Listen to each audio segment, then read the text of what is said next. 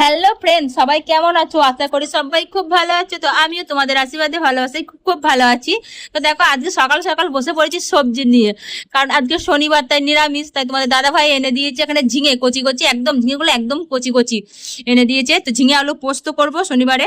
আর হচ্ছে লাউ এনে দিয়েছে, দেখছো লাউটা কতটা লম্বা। তো লাউটা ডাল করব আর ঝিঙে আলু পোস্ত করব। তো এই গরমে সত্যি বল দারুণ খাবার এটা।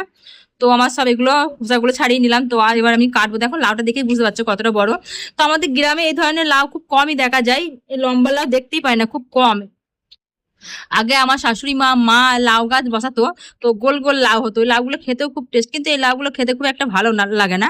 কিন্তু তোমার দাদা ভাই এই লাউগুলি বেশিরভাগ নিয়ে আসে। আর এই দেখো ঝিঙে গুলো একদম কচি, টাটকা টাটকা ঝিঙে। তো নিয়ে এসছে টাটকা ঝিঙে, আজকে ফাট সকালেই বাজার চলে গেছে, বাজার থেকে নিয়ে এসছে। তো ঝিঙে আলু পোস্ত করবো, ঝিঙে গুলো কেটে নিচ্ছে।